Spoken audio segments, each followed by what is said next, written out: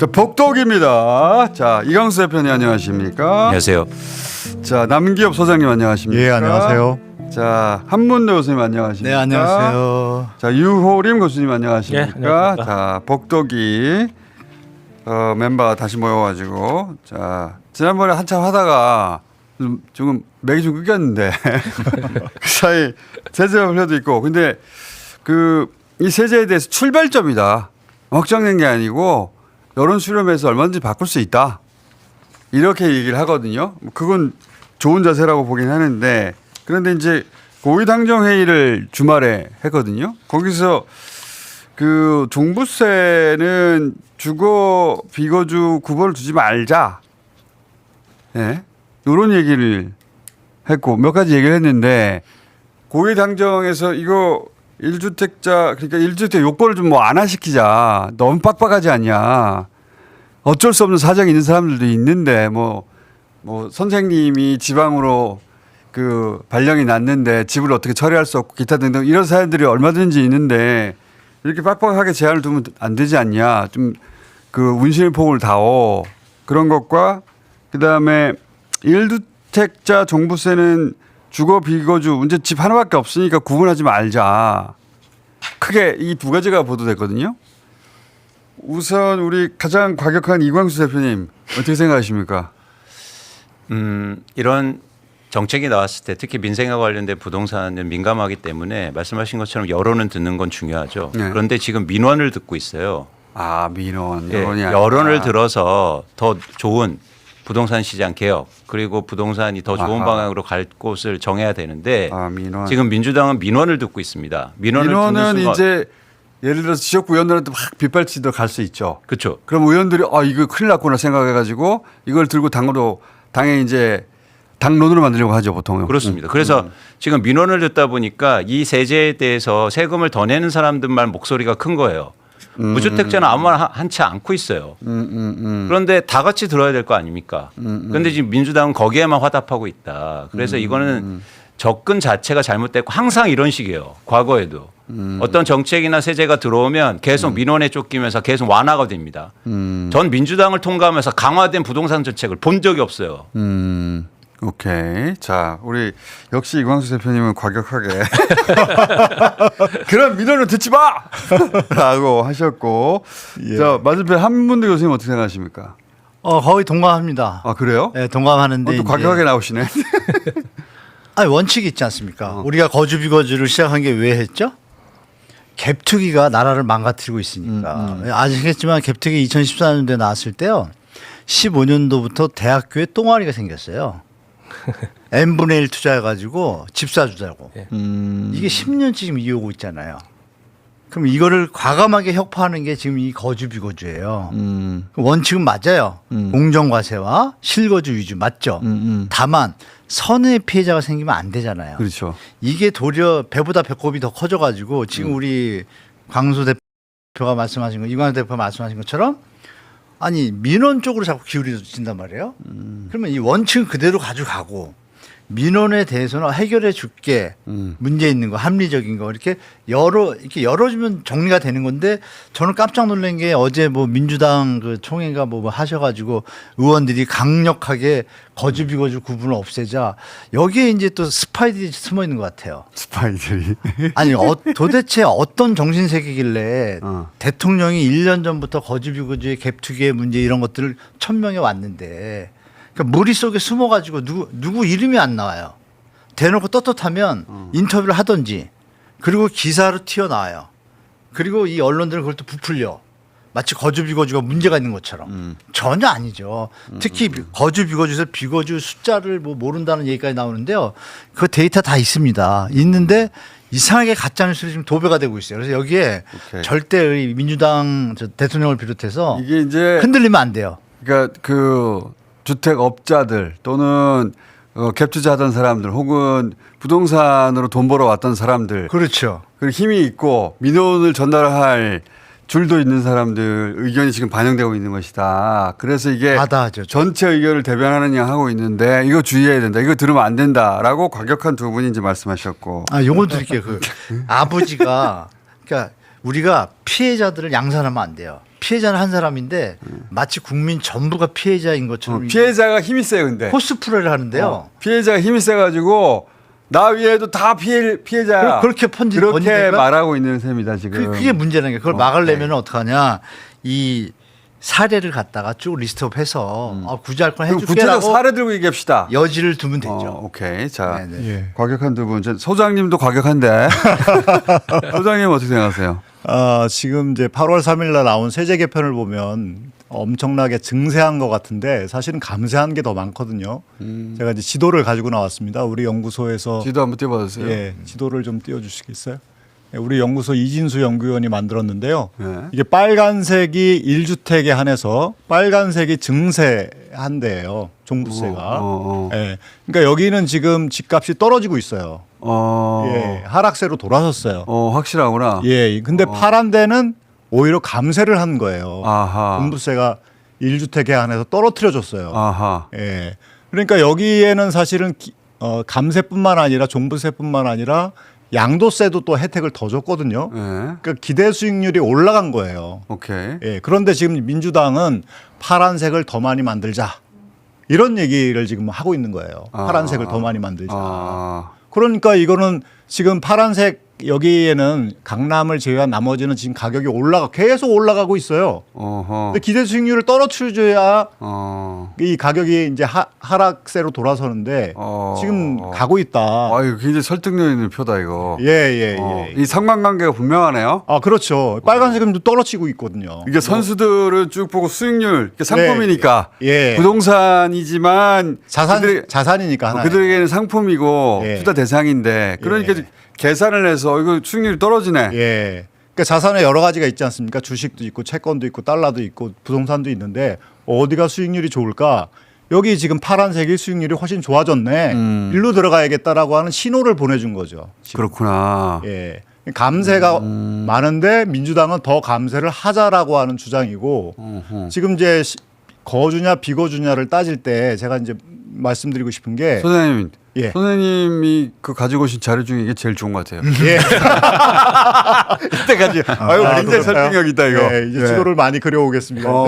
종부세를 올렸더니 거기 가격이 떨어지더라. 예. 이 상관관계가 확실히 드러나면 그러니까 이걸 보면 세금으로 집값을 못 잡는다라고 하는 거는 거짓말이 드러난 거예요. 거짓말이라기보다 잘못된 판단이다. 잘못된 거. 예, 그런 말을 이제 우리 많은 사람들이 많이 하죠. 했죠. 많은 예, 사람 예. 세금으로 안 된다고 하는데 세금으로 되는 부분이 있구만. 일부. 예, 양도세 혜택도 줄이고 종부세 부담도 늘리니까 저렇게 떨어졌어요. 그렇지. 예.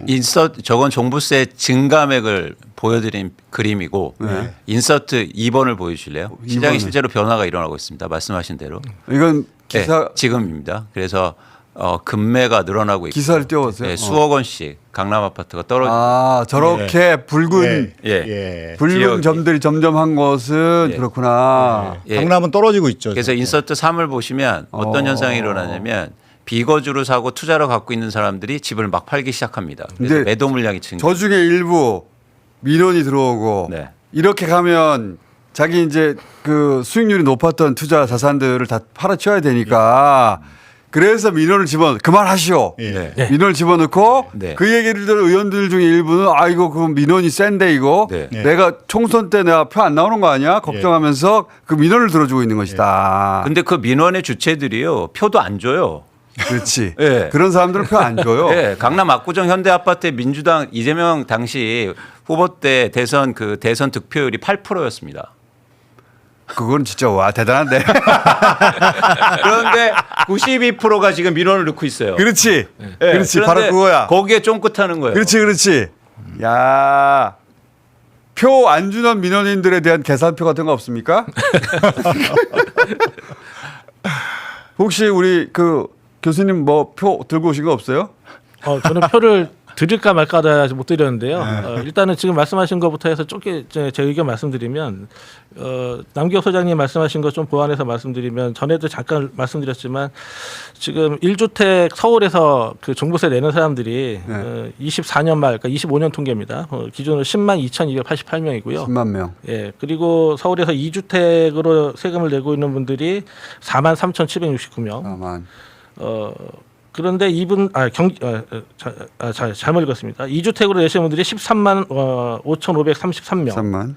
근데 이 두 분들이 낸 세금이 다 합쳐가지고 한 3천억 돼요.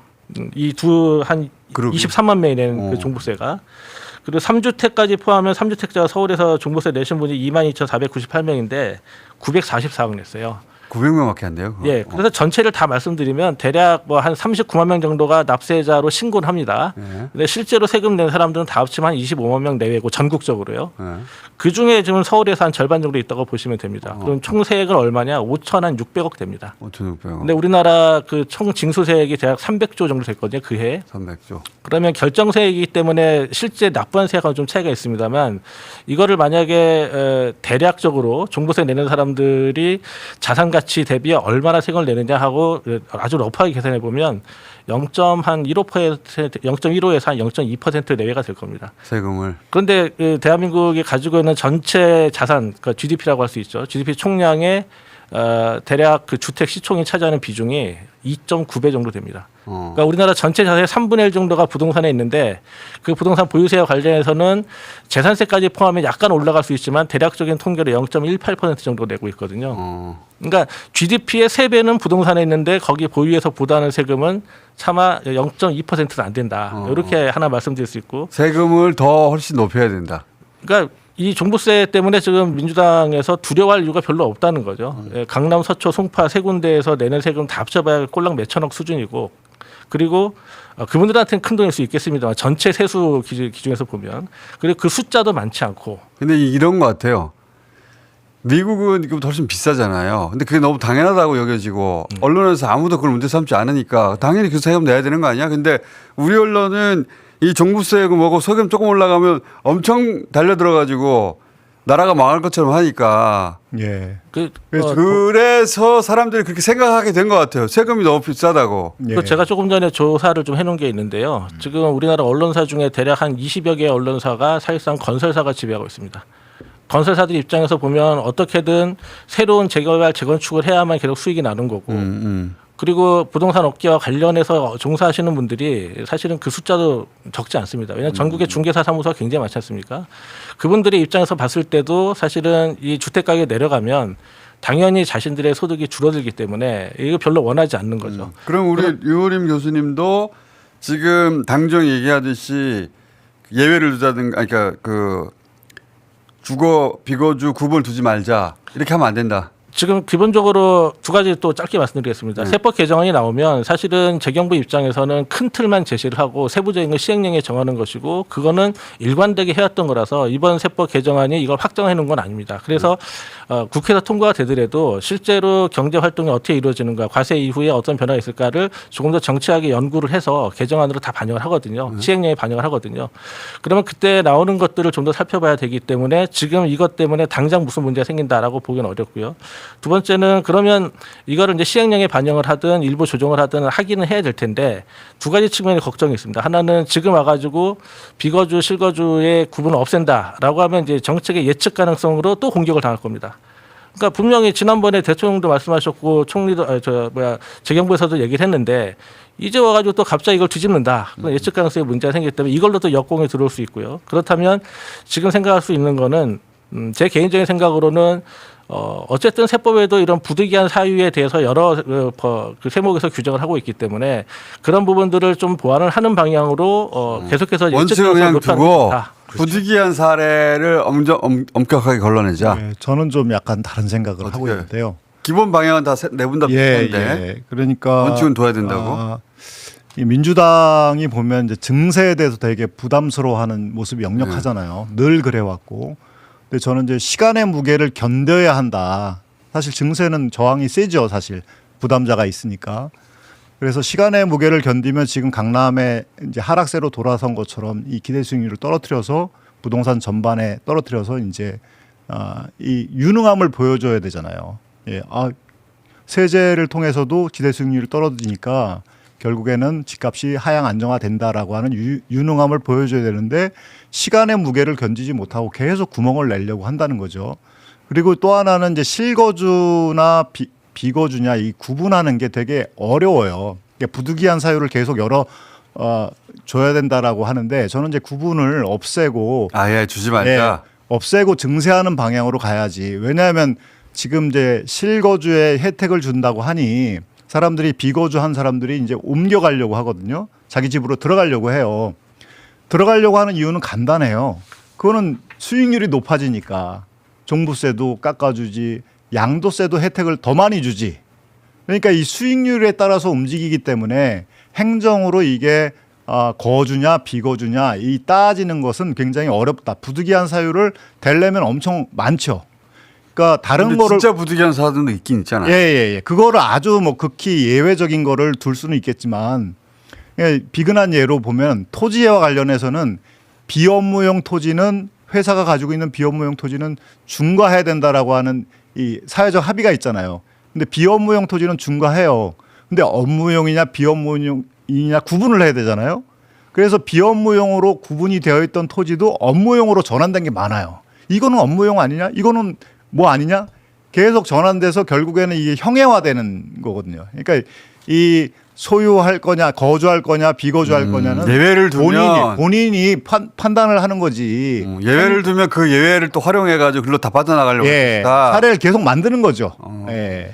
그러니까 이게 왜 불가피한 이유라고 하잖아요. 네. 근데 그 속내를 살펴보면 예를 들어서 지금 서울의 아파트 가격이 평균적으로 13억에서 15억 정도 됩니다. 시가가. 그러면 1가구 1주택자의 비거주자에 대해서 종부세를 올린다는 방향이잖아요. 그러면 올리면 얼마나 내냐면 지금 안 내거든요. 얼마나 내냐면 35만 원을 내게 돼요. 그러면 말씀하신 것처럼 35만 원을 줄이려고 나 그 집 가서 살아야지 이런 사람이 많다는 거예요. 그것만 있는 게 아니라 양도세 혜택도 있어요. 그러니까 예. 그 양도세 혜택도 나중에 내가 실집에 그 집에 거주하게 되면 그 기간만큼 깎아주잖아요. 기간만 깎아주는 게 아니라 네. 저기 그러니까 기본 공제를 그거는 내가 10배로 늘려줬어요. 그러니까 소장님 뭐냐면 예. 불가피하게 내가 지금은 하지만 나중에 살 집이잖아요. 예. 나중에 살게 되면 양도세는 깎아지게 됩니다. 이 거주 그렇죠. 기간을 그렇죠. 늘려줘야 그렇죠. 되거든요. 예. 그러니까 그 지점의 핵심은 뭐냐면 제가 말씀드리고 싶은 건 뭐냐면 결국 지금의 논의가 뭐냐면 예를 들어서 50억짜리의 집을 갖고 있잖아요. 그러면은 종부세가 2천만 원 이상 증가합니다. 바로 이 지점이에요. 지금 이건 부자 감사예요. 부자 감세라고 해요. 부자들만 그런 고민을 하고 있다고요, 지금. 내 집에 살아야 세금 깎아주는 거 아니야? 양도세 절라는 거 아니야? 이건 보편적인 지금 상황이 아니에요. 일부 아주 소수 0.4%, 0.2%만 대상으로 한 지금 논의를 우리가 하고 있다고요. 그런데 예를 들어서 무주택자나 서민들은 아무 말 안 하니까 뭐 바지쪼고리로 보는 겁니까? 뭐 화내지 마시고. 아니 이거 화를 안 낼 수가 없어요. 지금 핵심은 뭐냐면 그러면 대부분의 사람들은 종부세가 내가 비거주해도요 종부세가 그렇게 늘어나지 않는다고요. 양도세도 많이 내지 얼마 안 돼. 않아요. 얼마 안 돼. 엄청 큰 일이 제가- 일어나는 것처럼. 근데 제가 난리를 치는 거예요. 그러니까 우리가 생각할 게 거주 비거주가 왜 나온지부터 원인을 정확히 다시 원인으로 아셔야 돼요. 근본으로 돌아가서. 갭 투자 때문에 나온 거 아니에요? 그렇죠. 그럼 얘기 갭, 정리됐잖아요. 갭 투자를 그러니까 갭 투자하려고 자기 1주택인데 자기가 전세로 빠져가지고 그걸 전세 대출 받고 똘똘한 1주택인데 한 채라면서 그렇죠. 하는 그게 예. 너무 성행하고 젊은이들한테 퍼지고 아주 안 좋은 심리 상태로 그냥 투기 상태가 돼버리니까 일상적인 투기예요, 그거는 사실. 그러니까 이거를 막기 위해서 나온 거예요. 그러니까 말씀 주신 예외 사항을 하다 보면 막 한없이 간다고 하는데 네. 그 예외 사항이 여기는 분명하게 나타나지 않습니까? 자, 거주를 하지 않아요. 학교를 다니거나 취업이거나 병원 딱 이런 예는 있어요. 특이한 예인데 아버지가 살다가 60이 돼가지고 70이 되기 전에 아들이 결혼을 했어요. 근데 수도권에 살아. 수도권에 사는데 결혼해서 아기 생기고 출퇴근하다 보니까 힘드니까 아버지가 70이 돼가지고 그럼 바꿔서 살자. 바꿔서 그 대신에 좀 집에 좀 자주 찾아와라. 그러니까 아들은 편하게 직장 다니고 아버님은 출퇴근 안 하니까 거기 있잖아요. 그럼 이분은 투자 목적이 없잖아요. 전혀. 나중에 일 두 번째 치고 그러니까 이런 사람은 억울하잖아요. 그러면 이게 뭐냐? 이 사람도 그러니까 강남에 집이 있으니까 고가잖아요. 그런데 예외 사항이 뭐 어떤 일이 벌어지냐? 언론들이 이걸 후집잖아요. 네. 마치 다 피해 보는 것처럼. 그렇죠. 그러면 거주 비거주 원칙은 그대로 가고 그 예외 조항에서 정말 누가 와도 합리적이면 그건 케이스 바이 케이스로 빠줄게. 그러면 구분하기 어렵다 그랬잖아요. 간단합니다. 등기부에 애초에 전입신고할 때 부기등기하면 돼요. 무슨 말씀인지 아시죠? 부기등기 전세 입자 있음. 그냥 그럼 끝난 거예요. 그리고 국세청 그 RHMS하고 다 연결하면 잘 아실 거예요. 데이터에 다 떠요. 예. 뭐가 어렵다고 그래요.